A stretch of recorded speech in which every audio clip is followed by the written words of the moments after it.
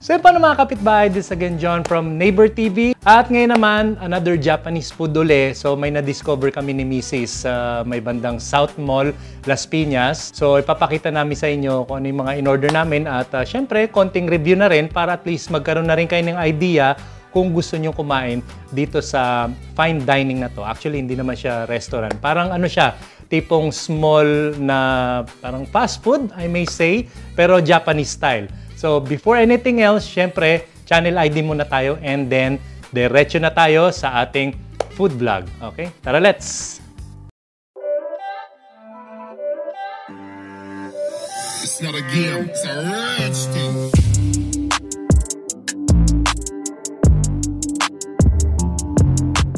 Itadakimasu! So, kumusta uli mga kapitbahay? So, nagbabalik na tayo sa ating channel at narinig niyo ba yung sinabi ko? Itadakimasu. So, syempre, it's a Japanese term. Actually, it's a Japanese phrase na ang ibig sabihin sa English ay let's eat. So, itong mga kataga na to is binabanggit to bago kumain ang mga Japanese people. O kumbaga sa Pilipino is kung halimbawa may mga kasama kayo, yayayain nyo silang kumain. So, kain tayo. Ganon. Ganun ang ibig sabihin nun. So, tandaan nyo ulit, itadakimasu. Actually, parang may silent U yun eh. Kumbaga, ang spelling nun is I-T-A-D-A-K-I-M-A-S-U.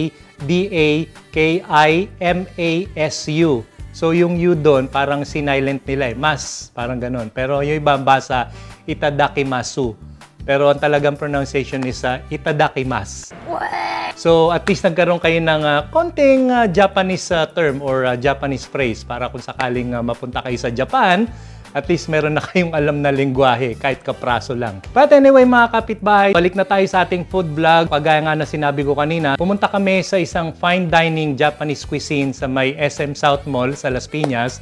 So, nag-crave lang kami ng konting Japanese food. At nakita namin ang isang kainan sa may basement ng SM Las Piñas, which is Komoro. So, na-curious lang kami mga kapitbahay at sabi namin, try namin kasi nakita namin dun yung presyo ng mga food is napakamura niya, no? Affordable price. So, hindi na kayo magsisisi rito dahil napakarami rin ng mga servings niya. So, wag na tayo magpatumpik-tumpik. So, papakita ko na sa inyo yung pinuntahan namin dito.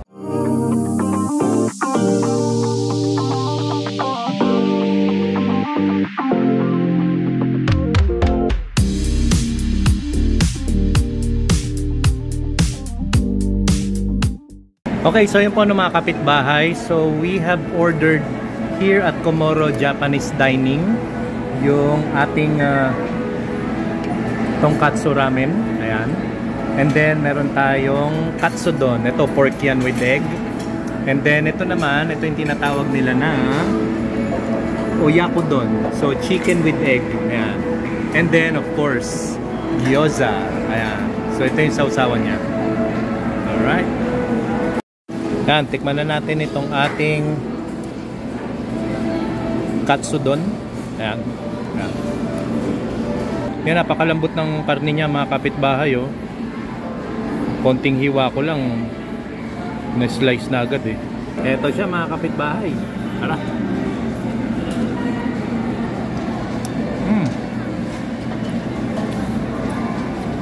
Medyo may konting kaalatan. Pero manageable naman. Nagustuhan ko rito yung lambot ng karne. Hindi katulad ng iba na parang ngunguya-nguyain mo pa ng napakatagal. Hindi. Masarap. Saka, yun nga, malambot. Malambot yung kanyang pork. Yan.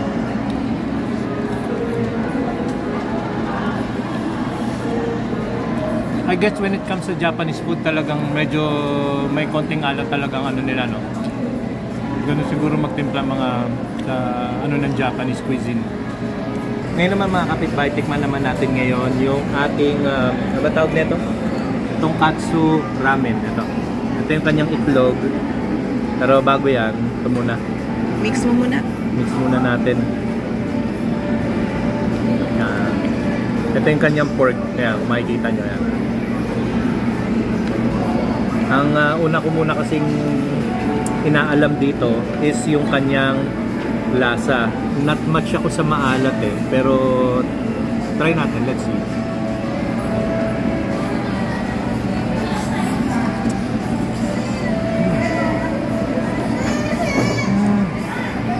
Okay na okay ah, hindi maalat in fairness.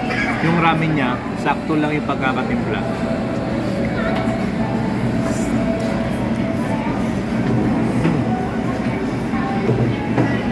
Which is I like.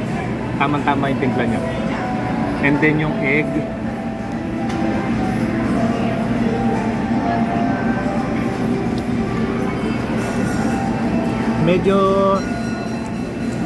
Medyo may kaalatan yung egg niya. I don't know kung ganun talaga. Pero when it comes dito mismo sa ramen, okay na okay. Hindi siya maalat.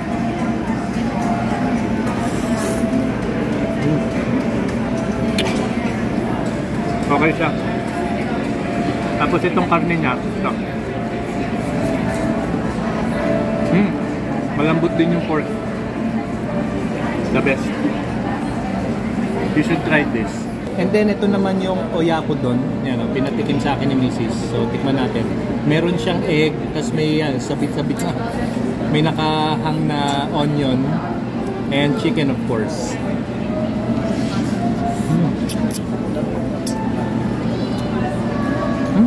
Sarap ah. Ano? May konting anghang kasi nilagyan kanina ni Mrs. ng chili. Mahilig si Mrs. sa manghang eh. Pero in fairness, hindi siya maalat. Crunchy yung onion niya. Masasabi kong medyo may konting tamis yung timpla ng kanyang oyakudon. Oyakudon ba? Oyakudon.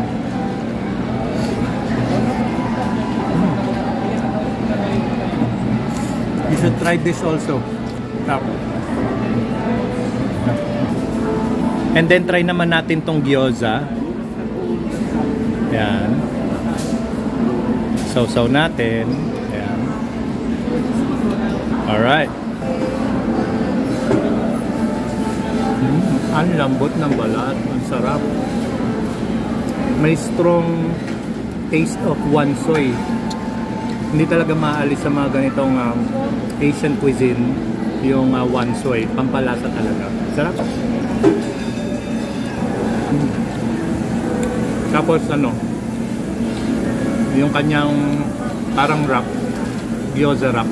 Tama ba? Gyoza wrap. Ito yung wrap niya. Sakto lang din. Chewy. Sarap din. May strong taste talaga. Yung distinctive taste ng wansoy. At medyo parang may anghang ng konti, may kick. Kung titingnan natin mga kapitbahay, panalo ka na rin dito sa kanin dito. Napakarami niya oh. Ang laki na serving, di ba? Panalo. At an affordable price din, di ba? Ganito karaming ulam, ayan oh. Almost 600 lang, di ba? 600 plus 620. Pwede na oh. Tapos meron ka pang drinks, di ba? Anong drinks natin na to? Red tea, oh, di ba? So ang conclusion mga kapitbahay, pwede na, masarap din. Okay na okay ang timpla, you should try this. So napakarami na ng sahog, ang dami na ng ulam kanin at an affordable price. So dito siya sa basement ng SM South Mall sa Las Piñas. So pwede nyo puntahan at anytime. So kung di pa kayo nakasubscribe sa aming channel, by the way, don't forget to subscribe Neighbor TV at hit nyo na rin ang notification bell para updated kayo palagi sa aming mga food trip, di ba? So till next time mga kapitbahay, maraming salamat at God bless.